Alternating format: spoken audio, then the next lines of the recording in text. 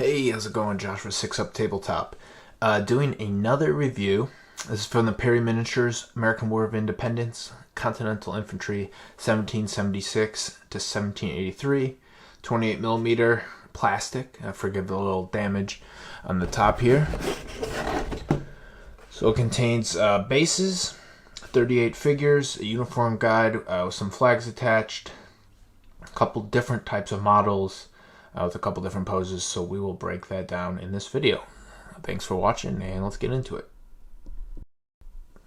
Taking a look at the bases included. This is the standard, green base set that comes with the Perrys. Comes with somewhere you can have 4 to 6 depending on your size, and then some of the smaller ones. So nothing too much there. Let's move on to the booklet.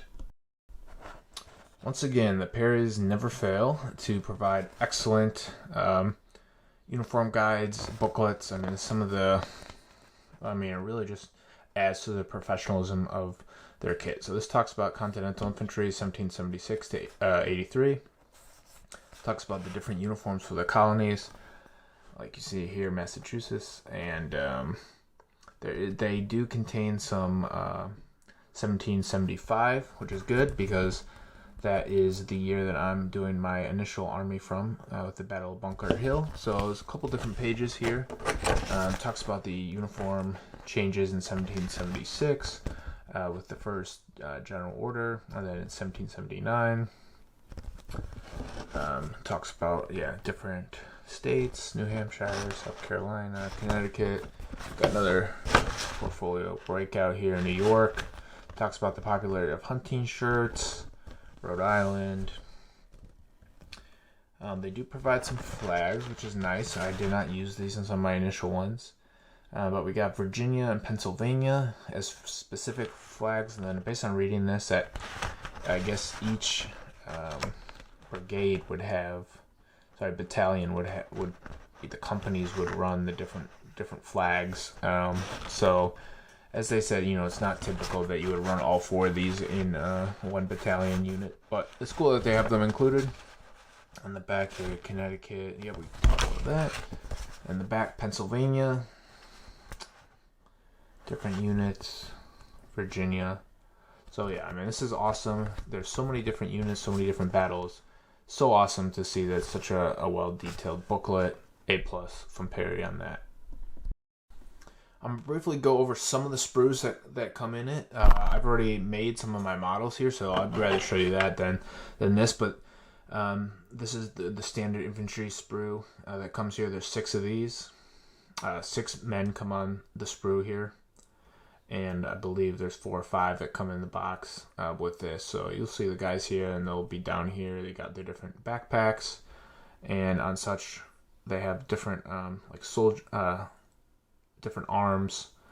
This would be them carrying them on their shoulders, and then there's some more like leisure march. So that's the unit for that. It's almost not even worth showing because there's nothing left that I picked out here. But just good to know that it comes with this kit comes with 4 models and hunting shirts, and this is just to show that even with me building the 4 models, it shows the different options that you can have, whether if you want the hunting shirts with casual carried with the arms or the shouldered arms. There's different options even for the units with the hunting shirts. There's also a command sprue, but I almost have no plastic left on there, so I'd rather just show you the models. So let's get into what's included. Alright, so the first unit I wanted to show would be how these models would look built with the casual march. So as you can see here, they're just casually carrying the muskets. This guy's in a hunting shirt. He's got his musket in his right hand. So no uniform pose. I think it works pretty well. This is going to be the leader of my unit. Additional, this guy is carrying it shouldered. This guy's carrying it shouldered, walking. Guy's putting his hand out and actually has his musket backwards, which I think is cool, holding it at the shoulder and stuff. So it's awesome having different variety of poses that come with this. So I'm going to have one whole battalion just be in this casual march pose for the models. and so I'm going to be happy with that. Let's next get to the units that I did paint, and those will be a little bit more formal in how I pose them using the other alternative within this kit. So let's take a look.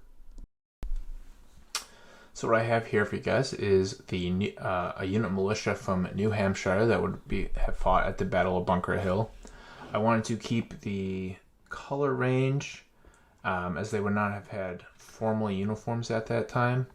I wanted to keep the color range just as you can see with my command within blues, greens, and some browns. So that's what I worked on. You can see my command. It comes with an officer. He's got his sword. There's a drummer.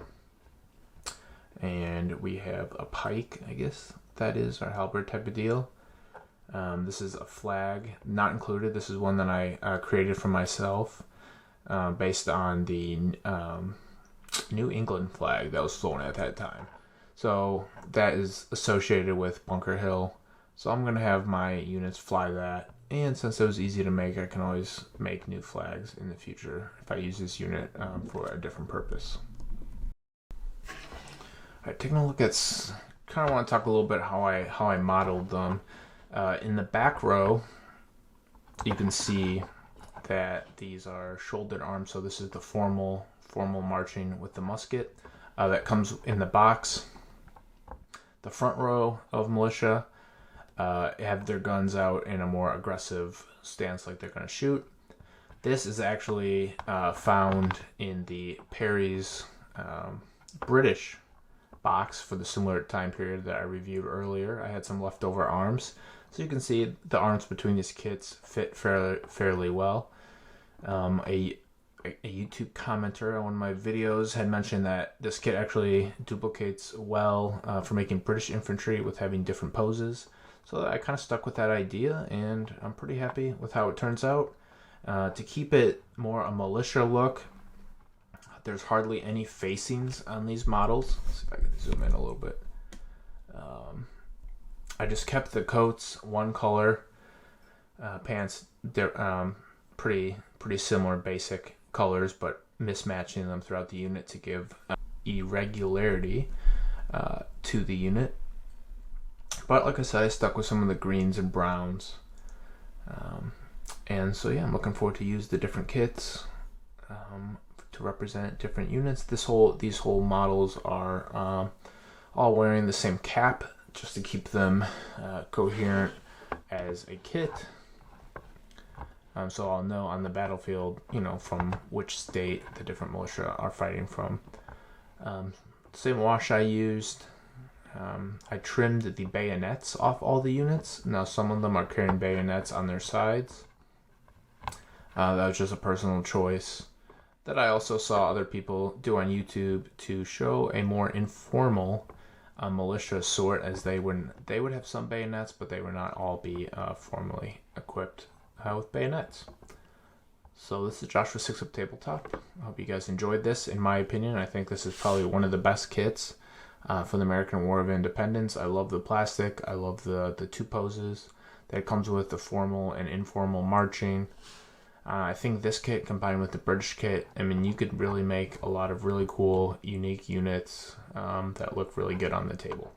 So this is Joshua 6 Up Tabletop. I highly recommend this kit. Really, any of the Perry stuff is really professionally well done and really looks good in 28mm. So we'll see you in the next one. Thanks.